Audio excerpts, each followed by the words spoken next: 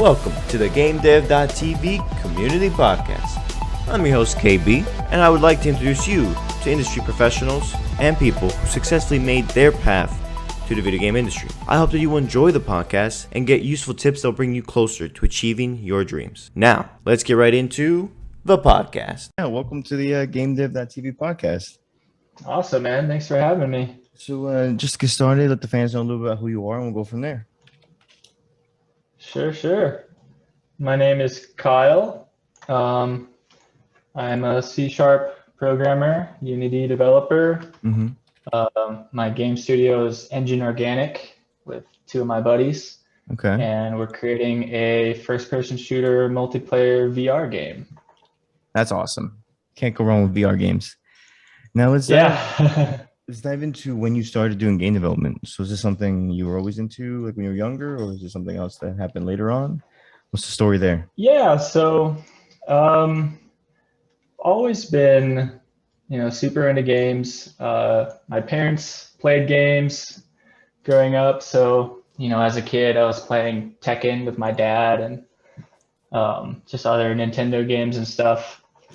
And then in 2001, my mom signed me up for a little game maker class. So Game Maker was the program, and it's actually still around today, but it's kind of like drag and drop coding. Yeah, it's just like Scratch kind of. You put it in there and it works, and you're like, okay, cool. Yeah, exactly. You don't have to worry about logic or anything. Exactly. You don't know what's really going on. Yeah, totally. So yeah, this little course kind of just like sparked my interest, and made games for a little bit after that. But of course, I was like 12 years old, kind of hit like a little technological limit there, So, and of course, like the internet back then, not what it is now. You couldn't just like go and look up any issue that you had, Yeah, there was no documentation. So you were kind of in the dark. Yeah. So I like hit a wall. I got a little bit through some of the issues, but there was a point where it was just like, I'm 12. I can't figure this out. Wow, 12 years So, old. it kind of took a backseat for a bit at that point. And then the next major thing was in high school, actually. I took a game dev course, and it was based on Flash and ActionScript. So I'd actually been messing with Flash for a bit because I loved Newgrounds and all the little internet cartoons and stuff like that. So that was like really my first actual programming that I did was with ActionScript. And I made some pretty cool stuff with that. So for anyone getting started with programming, like what were some difficulties you ran into, and what would you have done differently? Let's see. It was a little tricky because the course that I took, it was a game dev course. And I'm sure nowadays, like these classes are probably more legit, more helpful. But, the teacher, he wasn't anybody who was in the industry or anything. Like he knew programming stuff, but for like game dev stuff, he couldn't really help us that much. So, I mean, for other people starting out, they may have a teacher who's like way more versed in what they're doing. Yeah. For me, it was kind of like I had questions. He didn't really have answers, Oh, that's rough. How can you have a teacher and not have the answers, or at least help you like think through them? Yeah, well, and like again, like the school kind of just assigned this guy to the course. Okay. They weren't like looking for game dev people. They were like, okay, this guy's the most qualified, so we're gonna have him teach the Most course. qualified, sure. Yeah. But for starters out, I mean, nowadays you have so many resources, so many ways to like help yourself get unstuck, that it's like if you ever hit a wall, just really reach out to people, look for resources. Google's your best friend, like you can get through these issues way easier. And also the technology is a bit easier to work with too. So And what would you advise Definitely a bit people? different from when I started. True. What would you advise people to focus on when they're trying to do programming? Because most people be like, "Oh, hey, I want to make this game," and they forget all the like memory management. They forget about the algorithms and data structures, and they're like, "Look, I just followed this course. I built this game," but it's like you don't actually understand the fundamentals.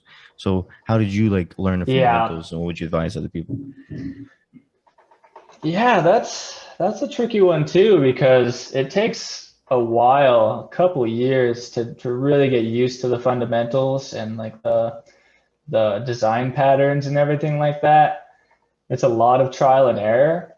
So for most people, I'd say don't get too caught up on that to begin with. You can always go back and refactor your code as you need. Um, you kind of got to find that line between over engineering the crap out of something and like That's a key one. making something so prototypey that it's just like a bunch of random stuff, you know.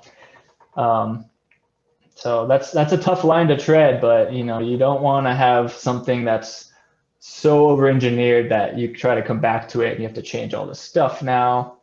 Because it's Kind of one of the strategies demotivating. I do is, oh yeah, yeah, no, that's terrible. I like to get the functionality that I desire and, you know, kind of make sure that I'm able to do this thing.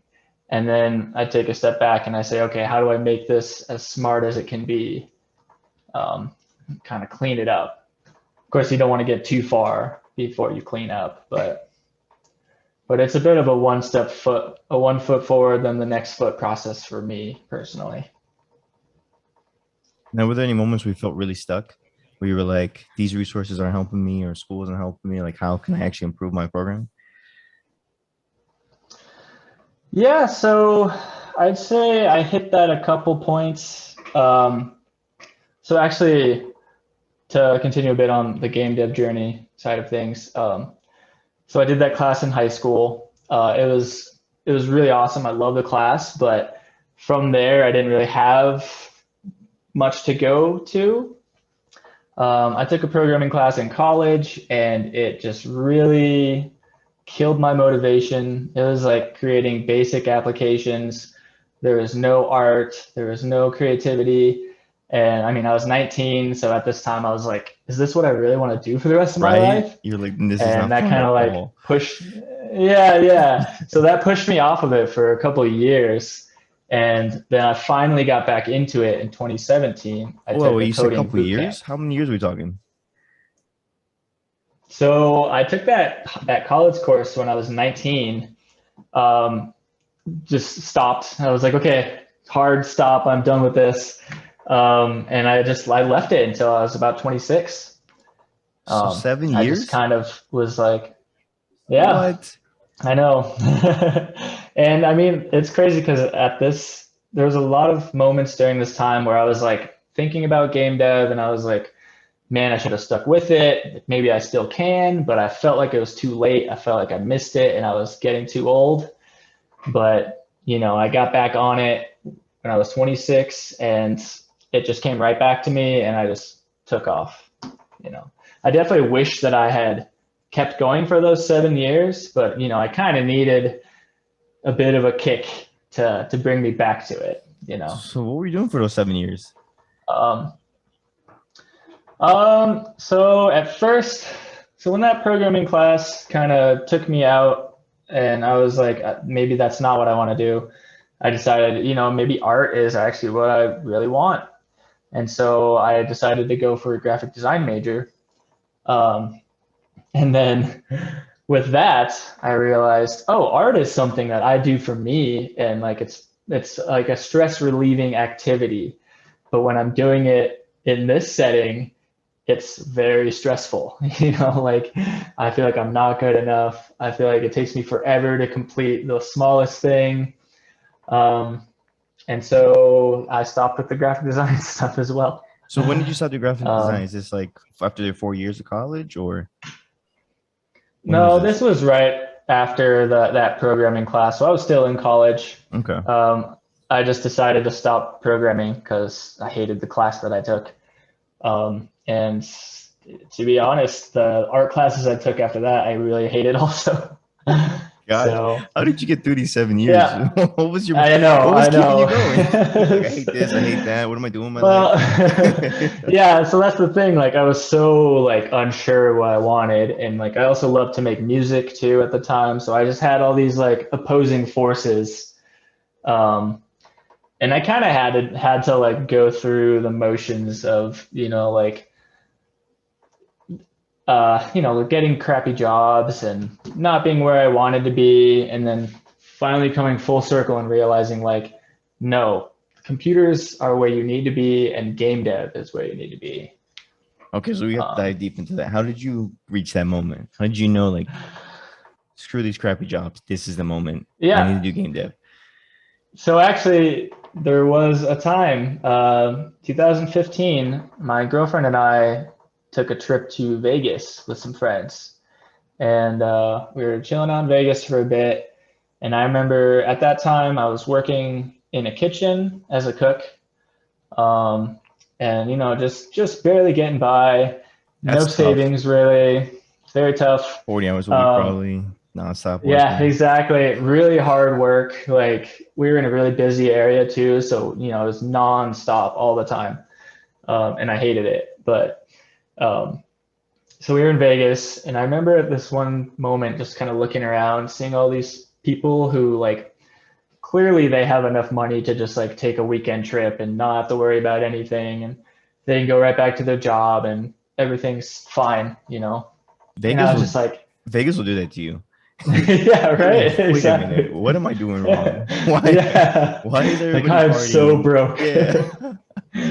So at that moment, I was kind of just like, man, I can't do restaurants anymore. I have to get back into like technology first of all, like programming. Um, and that just really lit the fire underneath. And I had to get out and get back into the programming. And so when you got back into it, what was this like? A class? Going back to school? Yeah. Courses on? So I kept looking for like game dev courses, I was trying to find something that would just take me. I didn't want to go back to school and do 4 years and have to do all the classes. I like really just wanted to get into the game dev. Um, so luckily I found one, and even luckier than that, it was actually the last one that they were doing. So I didn't know at the time, but it was my last chance to do this. But No got way. into this What game is this? dev course. Yeah. It was this 3 month course, like so intense, like at least 60 hours of work a week, like weird, nonstop. Wow. How much did this Um, cost? 60 hours a week. That's a lot of work. yeah, right. It was like 6,000, something like that. It was actually cheap compared to most boot camps. Um, 6,000 cheap. I know, right? I mean, the most ones I were looking at, it was like 10 to 18,000 was pretty common. That's wild to me. It's like So just drop 18,000. Maybe you'll have a job afterwards. yeah, right. Well, lucky for us in the course, our teacher is somebody who like knows everybody in the industry in this local area. So he had all these connections, got me a job basically right out of the course. And so that was pretty mind blowing to me. It was like a 5 month process to go from I'm a server to now I'm coding and creating virtual reality for a living. Wow. So Um, those 5 months, what really made it click for you? Was it that fire and you were just like, I have to get this job? So you just yeah, constantly doing like, yeah. So that fire really is what carried me through. I remember starting this course, and probably 80% of the people there were like either fresh out of high school or like their parents are kind of putting them into this. They probably weren't coming from the same experience that I had, where I was like, I need this. yeah, none They of were them had like, that Vegas experience where they were like, yeah, they're all screw this. like I out of need, high school, like, oh yeah. yeah, I'll make games, sure. And so that's another thing is I knew a lot of what it took to actually make games, and it's not easy. So a lot of these kids kind of got wrecked, like 2 weeks in, they're already way behind. And like, so I knew exactly what it was going to take, and I prepared myself for the course so I wouldn't be just completely fresh going in. Um, Me and probably 2 or 3 others really put the time and the effort in, and it really paid off. Well, that's awesome to hear. And I'm Yeah, curious, so you're saying getting prepared before the boot camp. I think that's really key because, for instance, I've been taking some programming classes, and because I've been yeah, studying on my own, I feel like I listen more, I care more, I actually understand what's going on instead of being lost. But how can right. someone do that if they don't really know? Like, hey, like I'm gonna go take this programming course. Like, how should I prepare myself? Yeah. See, I was lucky because we actually had pre-course material. And so they were like, learn all this before you come to the class. It's going to save everybody time. Um, and, so they got us through all the basic stuff. And then there was also like some extra stuff if you completed all that. So it was pretty much like get as far as you can, and then we'll start it out on day one or whatever. And I'm curious, what But is all that stuff? Is it like learn what variables are? yeah, so like data types is Mhm. like one of the first ones. Really simple, if else statements. Just going through the syntax of we were learning C sharp, so kind of just learning the basic rules of C sharp, and getting used to like writing hello world in the console and all the little simple things. Um, Actually, one of the things that really helped me even before this, before I even had any pre-course material, I just decided to start on a random game dev tutorial on YouTube. And So when is it pretty much, Brackies? I actually wasn't Brackies, but Brackies is like one of my favorite. Mhm. This was Games Plus James, is this Oh, guy. okay. Never heard of them. And we were making like a kind of like a old school Zelda style game. Um, And through this tutorial, you learn some basic coding, but you also learn some basic animator stuff, and you learn like how to create a sprite sheet. And there's like countless useful things I learned from this tutorial that I didn't expect. So, starting doing some of these beginning tutorials, even if you aren't necessarily like a brand new beginner, you will learn a lot of stuff that you wouldn't have expected to learn. No, that's really Um, true because there's so many things to game dev. I think yeah. there's a joke now that game dev is actually harder than rocket science because like animation, audio, programming, writing, engine Yeah. program. It's just like what? Right, and a lot of it's subjective too, It's like, hmm Yeah, what is uh, fun? It's like depends right, on the exactly. genre, who your Totally. audience is. So Hmm. okay. So now this Absolutely. boot camp, was it just programming or was it also game dev?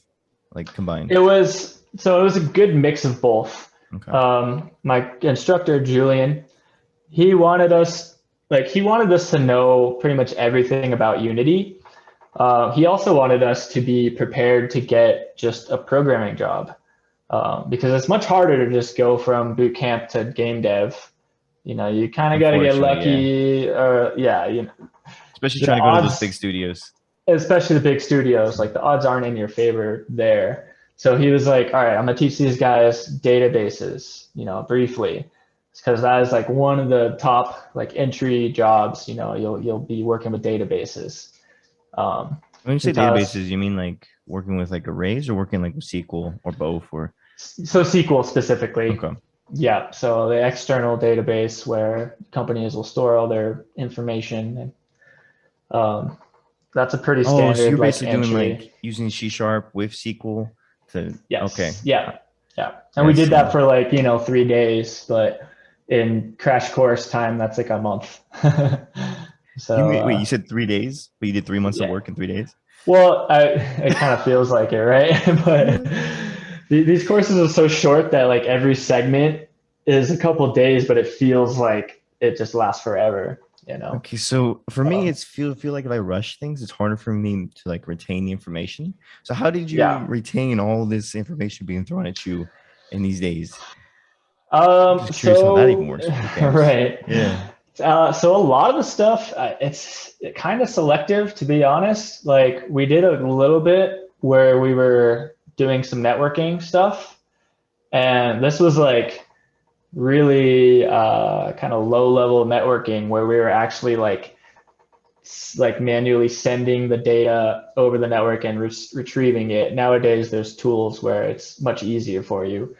I don't remember any of that, to be honest. Like, Yeah, see, that's what I'm saying. It's like, oh, good stuff, but like, oh, it's gone. yeah. Game But a fast, lot life of fast. times, like, you learn it a bit and then you kind of have enough in your head to know what to look for when you want to use See, that that's again. usually key. There's always documentation, but to know where to start is Right. the key point. Yeah. Right. And like, so like for me, like taking notes during this course, just to like have keywords in there, like, okay, when you want to learn how to do this, look up this word, um, that kind of helps too.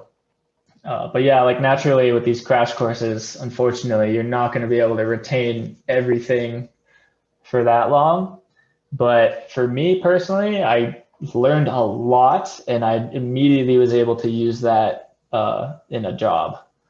So, And so, what were some of the things you were creating? Were you just making small games, small applications? so this company was actually more focused on VR, like kind of VR video was a big focus on it. This guy, he really wanted to do VR video mixed with computer graphics stuff, um, which sounds feasible, but Of it's pretty course, hard when you have two eyes for the video. So each video has basically two angles that are composed into one to give you that 3D look. And then you have that's computer trippy. graphics in there, and it's just a nightmare. Like it's really No, hard. I bet. So, like, But how do you wrap your head around that? yeah, I mean, a lot of the like tasks were kind of impossible. But um, Is that why some people no. got wrecked? They were like, "We can't do this. It's not possible." Well, so that was the course, and we actually didn't do any VR in the course. Um, but so this was actually my first job after that. We were creating the VR video stuff. Okay, yeah. So let's Um, get into that. So, how was that job like? And it what was were you? It was like awesome. the first day. Were you completely overwhelmed, I nervous? was I was a bit overwhelmed for sure. Mhm. I was kind of unsure what was going to happen, but it felt pretty nice because within that first week, I was able to like apply my knowledge and do something useful with it. So, I was already like proving my worth within the first couple days, I'd say. Um, Must have felt nice not having to serve tables anymore. oh yeah, I know. And actually at this time I was still serving Mhm. because I was like, and especially because this new company was a startup. So I was like, I don't want to get too like attached to this and then it's just like gone. No, that So would I suck. was, You're like, I got my job, yeah, and then they fire you, and you're like, no, yeah, I don't have anything exactly. to fall back on. Right. But Um, there comes a moment too. You probably like a mindset shift where you're like, wow, I'm actually making more money doing less. It feels like because you're not constantly running yeah. around dealing with yeah. And you're Yeah, like, it why didn't would I ever feel go like back? work. It Mm-hmm. didn't feel like work at all because I was having fun and I was getting to be really creative and I wasn't moving around very much. So yeah, it was really quite an interesting change for sure. And did you have a moment where like it went from the fire being there because you the restaurant job to like this is just fun. I want to keep doing it every day. Yeah, definitely. I mean, it was a really good feeling being able to quit that serving job eventually when I was like, okay, like not only do I have like a little bit of a savings account buffer right now, but like I am more confident in this company, I'm more confident in my own skills. And yeah, that fire just kind of turned into like just a passion to keep growing and learning and continuing. Awesome. And so let's get Yeah. into like the day to day maybe of like that VR job. So Yeah, where yeah. exactly what's the place called again? So our studio is called Engine Organic. Engine Organic. Okay. Yep. If you go to engineorganic.com, you'll see our website there. Ooh, you were gonna give code hacks. It's a first Yep. person That's our shooter with the game. Oculus. Okay, so let's Yep. go before we get into the job. What is hacks? What? So Hacks is a futuristic first-person shooter VR multiplayer game. It's not Whoa, no multiplayer way. yet. Okay. We're working on multiplayer right now, but we have a single-player demo out. It's been out since March. And at this point, we have around 42,000 downloads. So it's going well. We're building a little community. And yeah, it's just been a blast, man. It's been a really good time. It's been my life for a year and a half at this point. So So when you started this project, was it like from scratch, prototype? No, like it wasn't started yet. yeah, this was completely from scratch.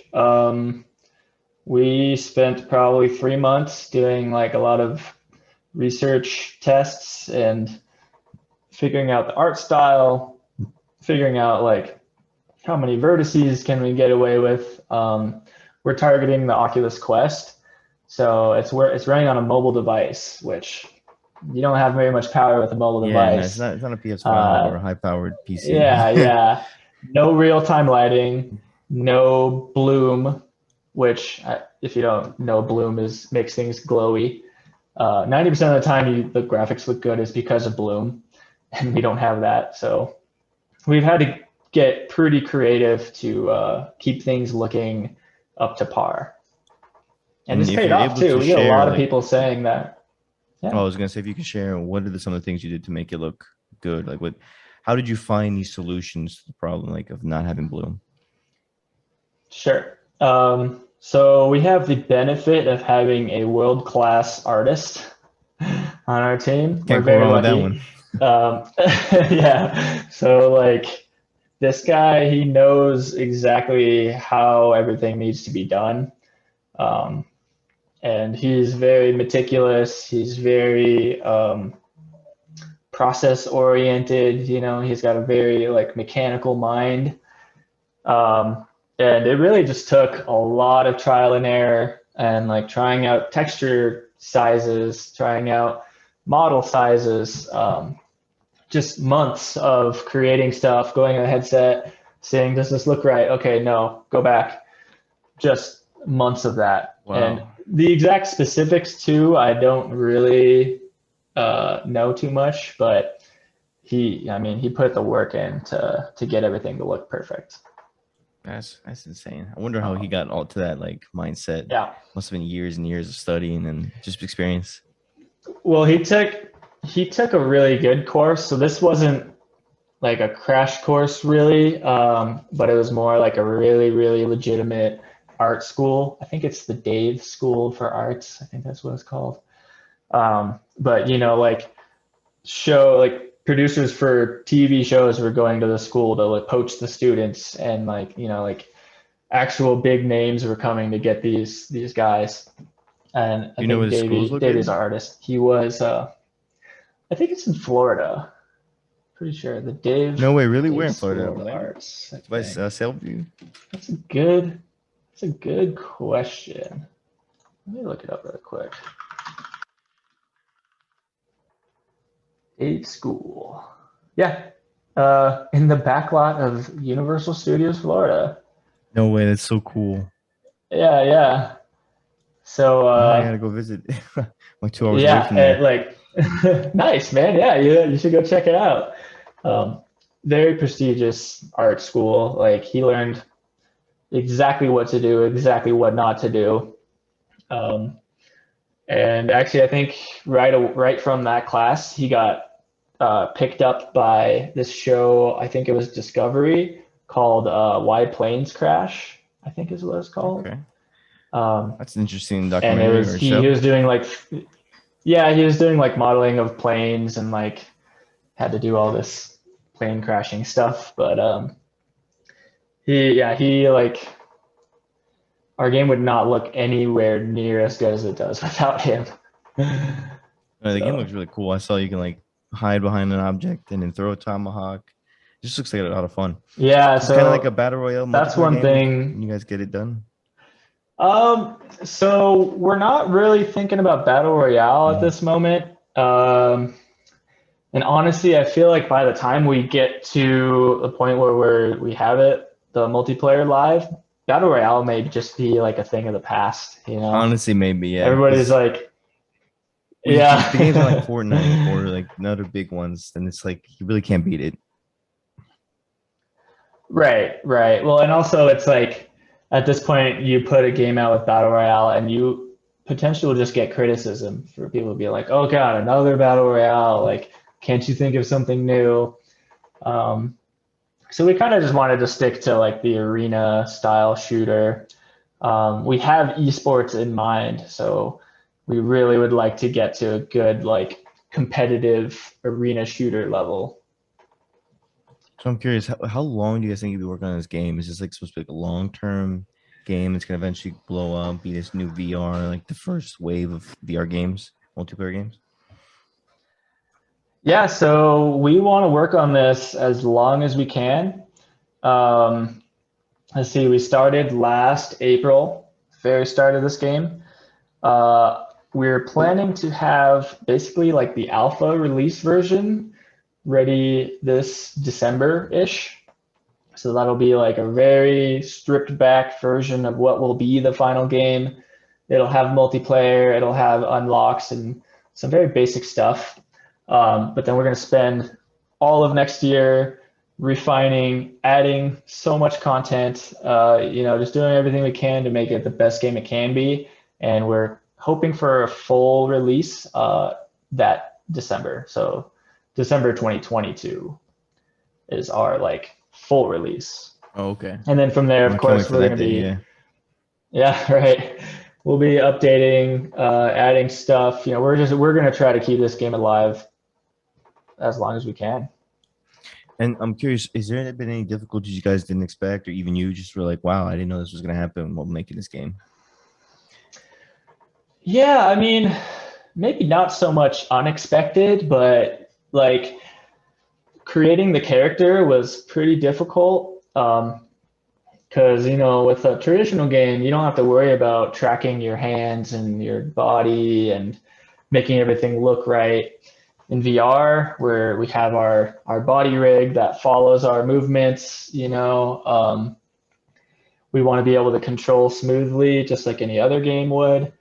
And there's a lot of little issues there that can arise, and just like also some of the assets that we got to like build off of. Um, sometimes you buy an asset and it works for the most part, but you got to get into their code and you got to make some changes to make things work. And we've had to do that quite a bit, which is pretty difficult when Yeah. you Were don't you really responsible know the for that? code very well. Yeah. Were you the one that was like responsible going Yeah, in there and so cleaning it up? pretty And much. it must have taken weeks of like Yeah, for the most refactoring. part. Yeah. So like our NPC system for the AI, we bought this thing. We didn't realize that it was made for just like a one person to be attacked by all these robots, or the AIs. Not So we had to multiplayer at all. restructure it so that they would attack each other. Yeah, Hmm. and like more than one target, and so there's just a lot of like little issues that happen when you try to mess with other people's code. But I mean, for the most part, like any issue that we've come across, we've been able to tackle. So, and that feels really good, like getting stuck on something for a week and then you push through and it's gone.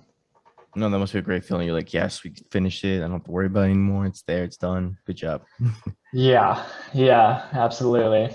So then, what's the day Yeah. to day like working at um, what's it called? Engine, my bad. Engine Engine Organic. organic. Yeah. Is it Yeah. like remote? Is it Um, not remote? And like, was it different than like the boot camp? Was it yeah. kind of like the boot camp? So we are all remote. Davey and I, the artist Davey and I are spread across Colorado, and the other programmer, he's up in Montana. So, and we've been remote now since the very beginning of the pandemic. We've been remote. So this game has been made entirely remote, which is pretty wild. That is wild, but it shows you can do it. But I know, right? Yeah, we were skeptical at first of what we were gonna encounter, but there's ups and downs with it. Like sometimes I'm better at focusing when it's just me and I'm just like chilling by myself. Other times, like you want to collaborate and like toss ideas back and forth. It's a little difficult over the phone, but um, the day to day is pretty varied. We always start our day with pretty much a 1 hour meeting, and we work Monday to Friday. We try to have a 40-hour-ish work week. But, we start our day, we talk about what we're going to do, we talk about what we did previously. Something that's really, really important that a lot of beginning game devs just kind of overlook, or you don't think it's a huge thing to do, but staying on the same page and making sure that you're handling the tasks that you're trying to handle in a good manner. It's really, really important. So we do that meeting, and then we each have a list of tasks to take care of. Being a small team, each of us has a lot to do. So, a lot of the programming stuff, no matter what it is, it falls in my lap. Christian, the other programmer, he does a lot of work on optimization and like testing stuff, and he'll come back to our artists and say, hey, I need you to chop 1,000 tries off of this model, or like we need to close this angle up. So he's like extremely meticulous with optimization and making stuff run super smooth. And I'm like the functionality guy. Okay. So sounds like you had a good team. Good set of strategies to handle all the workload. Yeah, and we're all like different enough in skill set to like be complementary. We don't have too much overlapping skills, so that's a good thing. Cool. And so I think we might have missed this, but like this wasn't the job you got right out of the boot camp. I think you might have got like a Reality Garage was the first job out of boot camp. Yes. Okay. Yeah, that's right. Reality Garage. Was that Game That's actually where I met these other two guys. No, so Reality Garage was a little difficult to pinpoint exactly what it was, but they did some contract work. That's interesting.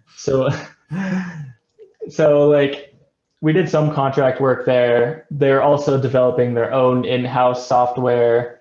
And then near the end of us working there, they were trying to get really into like medical VR stuff.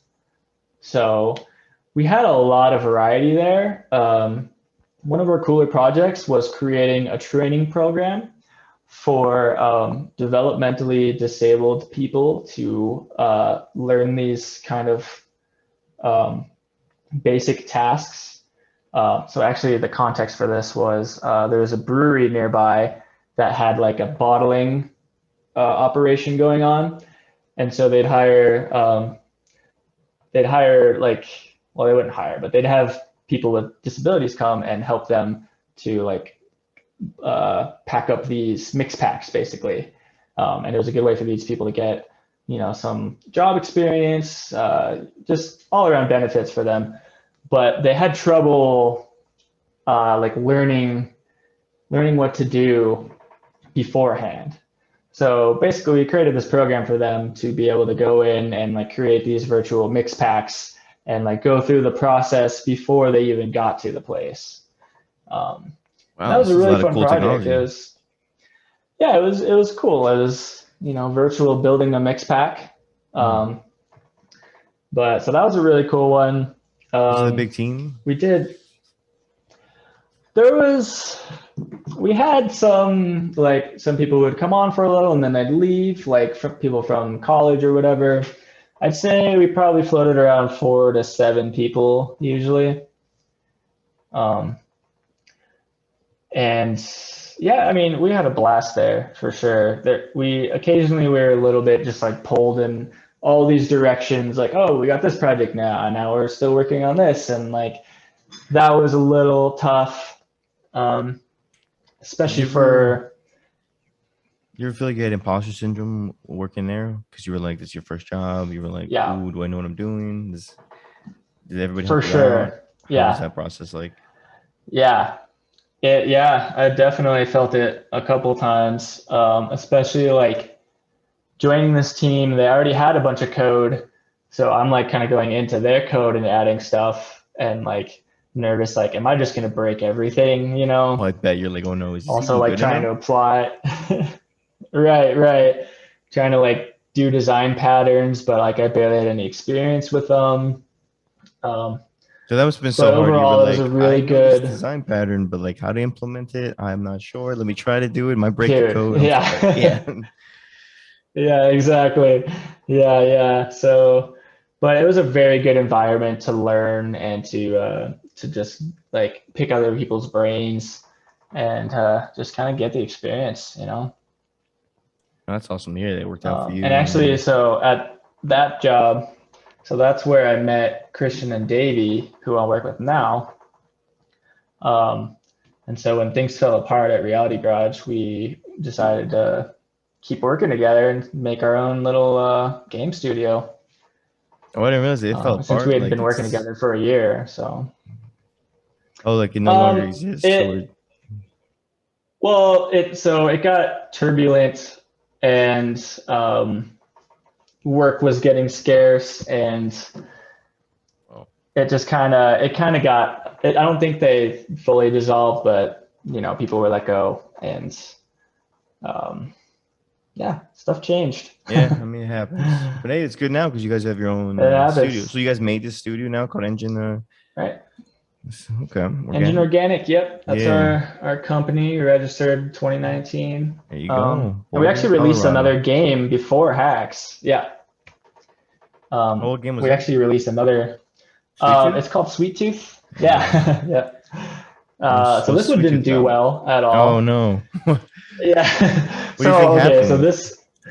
this was an interesting story because basically one day before Reality Garage was over, we were kind of just like, can we make Flappy Bird VR?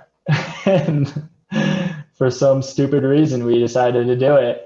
And I mean, it's not a bad idea premise. Well, Happy Birds was good. Why no, not yeah, make yeah.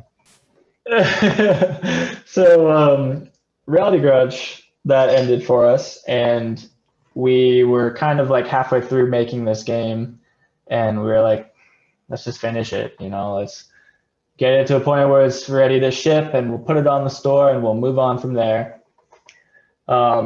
Looking back, it's not a great idea to do that because what seems like it'll be a quick thing to do, it took us months and months Just finish the to game. finish it. No big deal. Yeah, 2 months later, exactly. Get it to a 2 years point later. where it was good enough. Yeah, exactly. So like we wasted time on I mean, it that. looks Like good. lucky for us, we got. Thank you. That's Davey once again. He's the master of visuals. And honestly, like we think it's a pretty fun game. The first couple levels are pretty boring, so I feel like people just quit right away.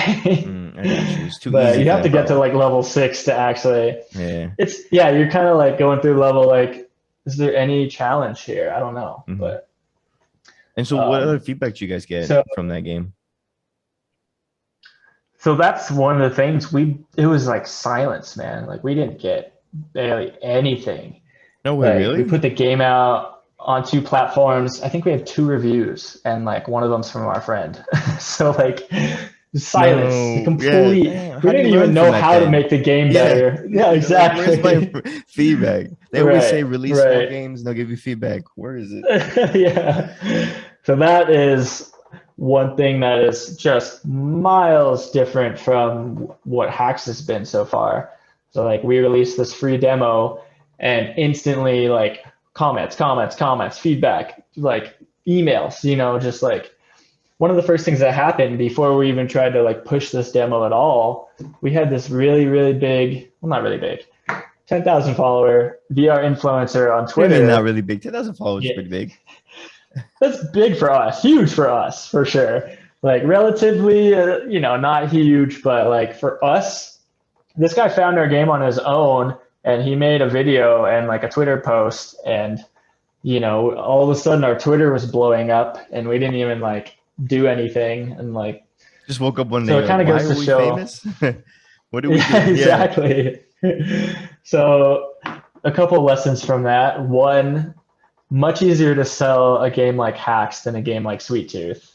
Like there's no market for a game like Sweet Tooth, to be honest. I mean, it is But true. It's like sci-fi. Flappy Birds works as mobile, but like, are you gonna put a VR headset on while you're in the subway to play a VR and Flappy Birds? Or happy, yeah. Yeah, So no, it's like, no, definitely not. Um, And also just like the style too, like it looks great and everything, but like who is that really trying to appeal to? You know, like Mhm. we're not sure. So something That's like funny. You're like, hacks, we're it's not sure. obviously Yeah. See, but you learn from that. Now you know, you're like, okay, what game are we actually making it? Who are we making it for? And then you move right, from there. Yeah. right, So there's the absolutely. feedback. It And came also silently. like, yeah, right, exactly. Like the feedback is don't make this game. um, and it's just Oh, been the that's opposite for hilarious. us with this. Like we have more feedback than we can even like utilize at this point. And it's great because like the players are helping us shape this game. Like they're finding stuff so early that we're able to fix and update in the next release. You know, like we're not going to have all these day one issues that a lot of games have because we're nailing all that out right now. And so this like So that feels following really you good. have now, are you using like Discord Yeah. or some kind of like forum to keep connection with them? Yep. So Discord is our main thing right now. Our Discord is very active. Um, you know, we barely even really push for it, and we still get like a handful every day of new people. Um, and we have probably like 2 dozen like really diehards on there too, who are like always talking, always doing stuff. Um, we have like a bug report section, we have suggestions, we have user content, we have all these areas where people can interact and post their own stuff too. Um, I'm yeah, it's curious, but great, has man. We've any of the been community given you like their hopes and visions of like where they think the game's gonna go? And is it a little bit like, is it too much for you yeah, guys? Or you're like, no, this is cool. We'll get there in like a year, or we'll get there eventually. yeah. So I'd say like some of our most common suggestions are stuff like, like add a hook shot, or I mean grapple hook, add I like would a love that. Yeah. jetpack, add wall running. Ooh, well, Yeah, running would for be cool sure. And too. like Yeah. one of my favorite games of all time, Titanfall and Titanfall 2. Such fun games. Like I love the locomotion. I would love to have that in our game. Obviously, the more kind of stuff you add like that, the more you have to balance it out Yeah, that's true. and like create the levels around that. Like our levels right now are not built for you to be able to jetpack around or like. So it's you kind of have to really take those things into consideration. That adds a lot of depth Um, now to like level design. It's like, okay, cool, we have this level, but does it fit with right, jetpacks? There's an right, area where only jetpack people can jump and run. So only people where people can wall run. yeah, Is how are they going to use that? What are the different techniques? It's crazy how much it could change the level design you're doing. yeah, exactly. And I mean, we're trying to really balance the meta with just like the weapons and attachments that we have. Um, and so we're adding a lot of attachments that make small tweaks to your weapon, and it's going to add a lot of variation to the gameplay. Mhm. And that's what we're focusing on for the most part is the weapon play before we really get into any like advanced locomotion stuff. So what kind of weapon play Um, are we talking about? Like just a variety of different weapons, or each weapon has like different attachments that allow you to do cool things? yeah, so I mean, all of our weapons right now, we have a bunch of scopes, optics for them, but we're now starting to introduce like different barrels. So like that'll influence the projectile speed, how much damage it does, how quickly you're able to shoot. All these like micro changes that are gonna help to just keep things fresh. And we want that like we want the gunplay meta to be really like playful, and we just don't want everybody to pick the same exact gun and play with that. We want like counters and Yeah, no, that's everything. the worst when you're playing like Call of Duty and everybody uses that one gun, and you're like, come on, change it Yeah, up. exactly. Yeah. So, and VR actually offers us opportunities to counter those types of things, like making objects heavier to move around or like, you move a little slower. There's a whole bunch of different ways we can change things up a bit. And then when it comes to multiplayer, have you guys run into any issues with, like servers where you have like too many players playing, or you like how has that been designing a multiplayer game? Yeah, so far, it's definitely been a bit of a challenge, and I'd say mainly just because of our systems. Um, we have this magazine system where basically you can take a magazine, and we just felt like a lot of VR FPS games, you have like your grenades here and your this over here, and there's a knife down here, like all this stuff, and you got to remember where it is. And so we were like, nah, let's make it easy. You grab a mag from your chest, you press B, it's a grenade. You press trigger, it's a sword. So we turn our magazines into other weapons, basically. We want to make it Well, that's really cool. quick and easy. And is there like a reasoning for that in this Yeah, world? thank Is it you. like magazines just switch, like morph into whatever you need them to be? Yeah, so Hacks is the name of this like data juice. It's like this liquid that can transfer data in our world. So that's like what all the weaponry is. It's shooting the hacks, this like energy stuff. And when you like turn your magazine into a sword, it's like this hacks blade. So it's kind of like a plasma type substance or whatever. So that kind of helps it make sense in our world. But it was really just to like simplify the VR interaction and to just keep the focus on gameplay and not on all these like tricky little VR things going on. Yeah, no, even though people want realistic, there comes a point when it's like, I just want it to be easy to play the game instead of fighting myself with where is the grenade? Oh, I picked the wrong thing and you die and you're like, I don't want to play this game. Yep. That's probably our biggest thing when it comes to any design choice in this game. We early on decided there's simulations and then there's like games. And so there's like stuff where your gun, if you know how this gun works in real life, you have an advantage in other games, because there's all these little finicky things you got to do. And that to us, like, that's not really very fun in like an arena shooter setting.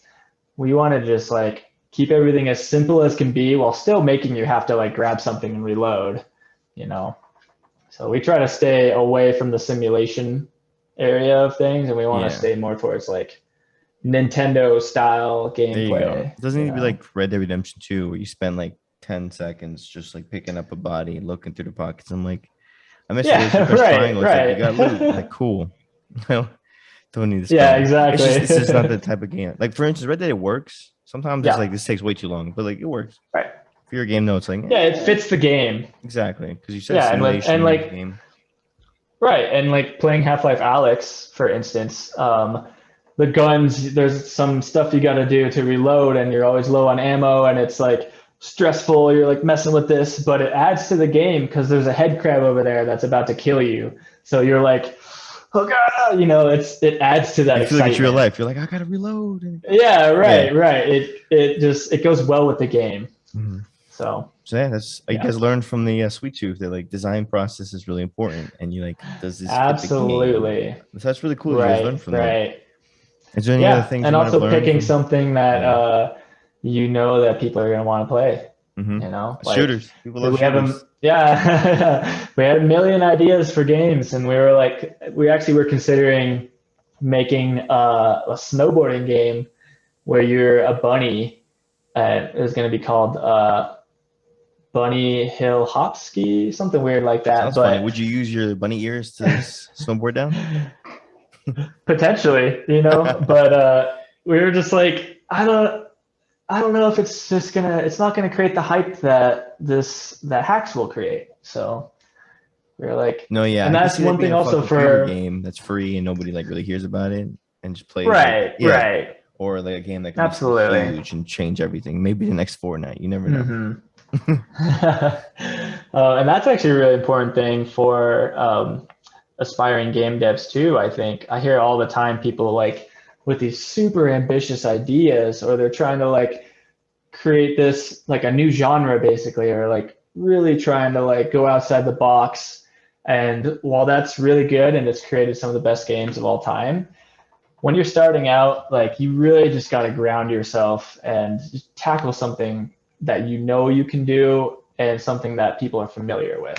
It's going to make your life so much easier. Mm-hmm. Yeah, we have a saying here. So don't make WoW, because people always want to make the biggest games they possibly make. Why not make an MMORPG? Yeah. No, don't do that as your Right. first game. Go make something simple. Exactly. And like that's usually when you start game dev, you're like, all right, I'm making this epic thing, like I want this to be I've 100 already wrote the hours, world, all like these the story, Yeah. background I had world, the the scripts, history, everything. each character, and you're like, hold on, where's the game? Yeah, exactly. Like make Mario, make 4 levels, and then finish it and move on. Exactly. Yeah. And then we'll on to the next thing. But- And the next thing. Take it slow. Take it Exactly. steady. Don't be too ambitious. You can make it maybe in the next 20 years, but not today. Because then you just don't go back to the courses. You don't come back. You lose your motivation. Yeah. So intimidating after a certain point when you're building yourself up like that. You gotta start easy. You gotta start simple. I like this. Start easy. The way. Start simple. Why Yeah. do people do the opposite? Why do they start hard and start complex? I feel like I know, right? Because it's more interesting, I guess. But Shame. yeah. Well, hopefully we're here to tell them not to do that. Guys, you got this. Yeah, right. So for our GameDev.tv courses, at the end of the lectures, we do a challenge. I was thinking you can come up with a challenge to finish off this podcast with. It could be anything. It could be program related, animation, whatever you've come up with. Oh, cool. So you can just give a small challenge. It takes enough time, as much time as you need to come up with a challenge. Yeah, man. Let's see. It's funny. I remember when I was taking my game dev course, there was a small game dev studio in the same building that we would like run into those guys occasionally, and we'd like talk to them a bit. And one time we asked them like, "What do you do for new hires? Like, how do you onboard people?" And this guy was like, "So basically, what we do is I'll tell this guy, make me Tetris by tomorrow." Just make Tetris. So like that was the way that they got people on. Yeah, right. That's not an easy one for sure. I mean, you can make it so complicated too, especially if they're like, make it tomorrow, and you're like, oh my gosh, I gotta impress them. Yeah. So I would say make Pac-Man. Make one Pac-Man level. Now we're talking about like a day, or like just make it and whenever you finish it. Is there usually like a time limit for these, or? No, it's just a challenge to give them something to do if they feel like they need. Just a challenge. Yeah. Sure. Yeah, I mean, I would say try not to spend more than a week on it, but make a Pac-Man based game. You can use your own art if you want. If you get creative with it, that's more power to you. But just like the very basic gameplay elements of Pac-Man. And just it's a tiny little game, but if you just make it really polished, I think that's a really, really good thing to do. Definitely. Yeah, because it seems like it could be complicated, but really it's just like you have an object. When the Pac-Man thing goes over it, it collects it, and then you have objects that follow it through like pathfinding, and that's it. And then you just like slowly build that together. But it just seems so complicated until you do it. And I think that's a great challenge to get people to like keep thinking about that. Like, okay, how can I make Pac-Man? And then like, oh, if I could do Pac-Man, then I could do something way more complicated. It's like, yeah, it basically follows the same patterns. Right. So yeah, that's a great challenge. Absolutely. Yes, indeed. All right, awesome. Cool. Well, so we're at the end. I just want to say thank you for coming on, Kyle. It's been amazing. Learned a lot. Hopefully everybody checks out Hacks. Yeah, and absolutely. Yeah. For sure, check it out. We're on SideQuest. Oh yeah, definitely. I like to end it off with passing the mic to you to do any last minute shout outs, quotes, however you want to end it off. And the mic's all yours. And thanks again for coming on. All right. Yeah. Thanks for having me. Yeah, just go check out Hacks if you have an Oculus Quest headset. It's on SideQuest VR. We're also on the Oculus App Lab, which is pretty exciting. And yeah, keep coding, keep making games. Well, that's it. Thanks for listening. You can find all courses at GameDev.tv or in the show notes at a discounted price. Get started with your game development journey today.